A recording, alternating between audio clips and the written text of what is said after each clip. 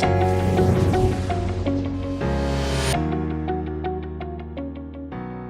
in this video, we're going to be applying logarithmic laws, trying some challenge questions in which you'll have to solve logarithmic functions, simplify, complicate, and use your knowledge from my previous video. So this first question, we have to express this logarithm as our sum or difference of logs.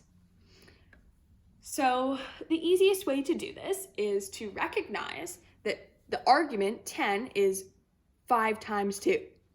As soon as you know that, you can break it up into the components, which would make it a sum of logs. So log base 2 of 5 plus log base 2 of 2, which can be rewritten as 1. Check my other video where I explain this concept as well as every other law in the description box down below. So the next two questions we have to solve, which means find a value for the unknown, which in this case is x. This question is a log of a log, which seems more difficult, but you just have to get rid of the logs by rearranging. And we're going to rearrange twice, hence 2 blue arrows. So 9 to the exponent negative 1/2 is this argument. Then I'm simplifying the left side here. And then I'm going to rearrange once again because we're still stuck with a log. 8 to the exponent 1/3 is this argument. Then it's just basic math to find that x equals 5. Now to check this, what I'm going to do is find my restrictions on x to make sure that my answer makes sense. So this mini argument must be greater than 0, and this big argument must be greater than 0. Meaning that x must be greater than 3 and x must be greater than 4. 5 is greater than both of those values, so we know that this answer makes mathematical sense. Next question, we have an exponential logarithmic function. So let's try to solve it. First, we want to find our restrictions on our variable, which is x. X must be greater than negative 1. Then what I'm going to do here is I want to try to get a base of 4. The reason I want to do this is because I know that if this was 4, then this whole equation would equal x plus 1. See my previous video down below to further understand this concept. As soon as I can get this 8 down to the 4, we know that the base of the power and the base of the logarithm are the same, meaning that the answer will be x plus 1. So that's what I've done here. 4 to the exponent 3/2 is 8. That's the most important step here. Once you get that, you know that x plus 1, it can be rewritten as x plus 1 to the exponent 3/2. Then I multiply by the inverse to get rid of this fraction, which we don't like. And then I just rewrite it, and it is basic math to find that x equals 8. So simplifying and complicating, so to speak, are important concepts that utilize a lot of the laws that we have learned about in the previous lesson. So by complicate, I just mean undo the simplifications and make it lots of terms again. So right now we have a really complex equation and we want to get it down to one singular term. To do that, my first step is I see that both of these, the second and third term, can be rewritten with an exponent. And that would mean that it would just simplify it, and that's the first step. So I rewrote the 2 to be q squared and pq cubed. You want to make sure it's all cubed, not just the q, you know. So that's important to remember. Next, I'm looking at this subtraction sign, and I'm just going to start with that because it's first. You could start with the plus as well, it wouldn't matter. So I'm rewriting these two terms into one term using the quotient law. Then I see that there's still a plus sign here, so what I'm going to do is rewrite these two terms into one term using the product law.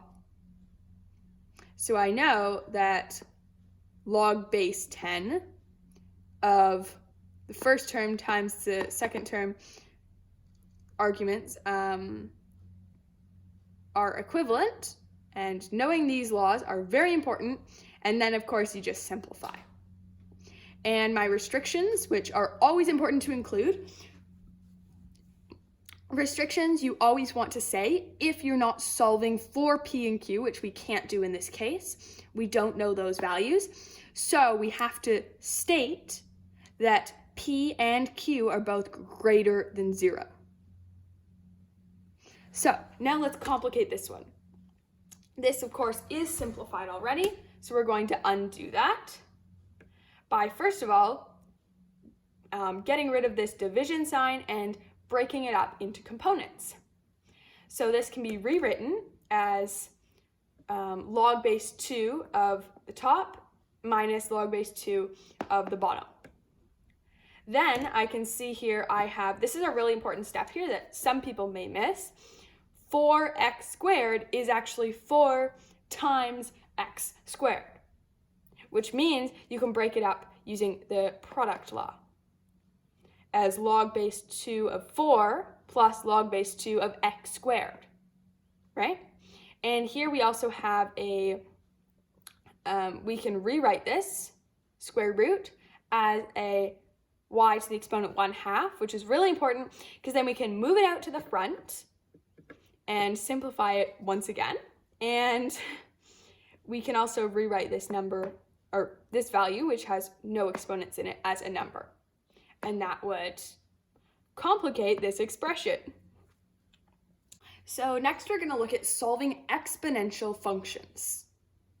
Logarithmic exponential functions are the bottom two, but the first one is just a basic exponential function, which we're just going to, the first way to solve exponential functions, which means find a numerical value for the unknown, is re-express the powers with a common base. Once you do that, as you can here because they're factors, once you find a common base for them, which in this case is 3, you know that the exponents are equal, and then you can just solve. Very simple. As soon as if you ever have a question where the two bases, you can get a common base, that's the first thing that you want to do because that's the easiest. The second way to solve exponential functions are to convert to the log format. So here we have an exponential function which you cannot solve without just checking and guessing, getting a number. You'd probably find somewhere between 3 and 4, but it wouldn't be exact. So you get an exact value of log by converting to log, an exact value of x, by converting into the log format, and then you use the change of base formula to find an exact value on your calculator. This is very important. Don't just convert to log. That's the first step. Then use the change of base formula, which is log, you find x by doing log argument divided by log base, log a over b, which is easy to remember. Now, the hardest way, which sometimes you have to use, is logging both sides. If you do anything to both sides of the question, it doesn't change it, so this is allowed. So here we have 2 to the exponent x minus 2 and 3 to the exponent x plus 1. So I'm logging both of these here. And then what I'm going to do is I've moved the exponent to the front, right? And then I'm just using distributive properties to get multiple different logs here, right? And then I moved all my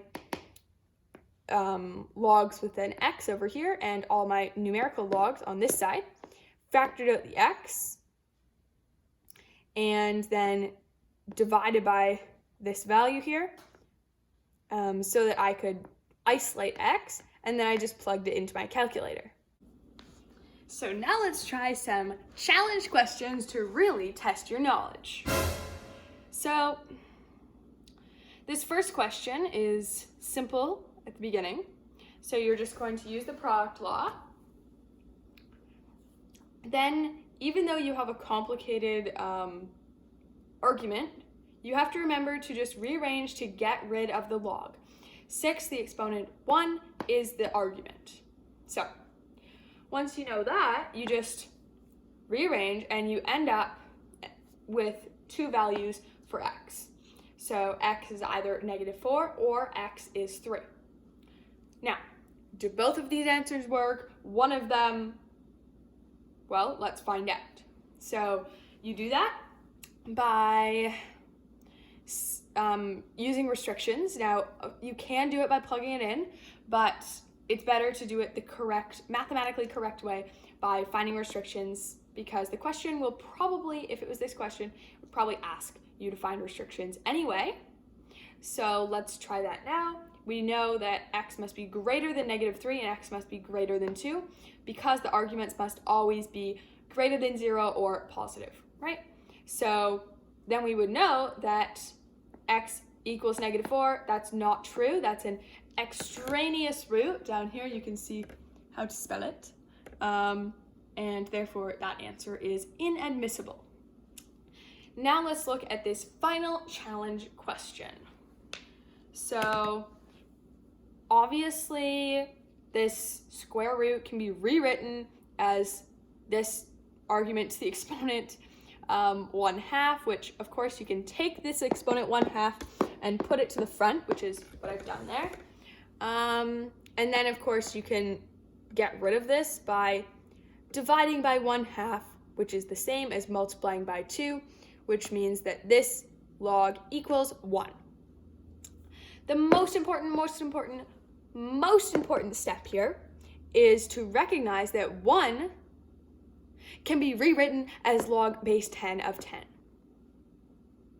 And once you know that, the 2 logs both have a base of 10, therefore the 2 arguments are the same, and therefore x squared minus 3x equals 10, which you can then move over to the other side and find 2 values of x equals 5 and x equals -3, but x equals -3 is an extraneous root, inadmissible, because when you plug it in, you get root 0, which doesn't make sense, right? So that means this answer doesn't work, and you plug it in to check, but x equals 5 does work, and this side, left side, equals right side. I hope you enjoyed this video and learned something new. And if you have, make sure you subscribe so you're updated on when I post next. Bye!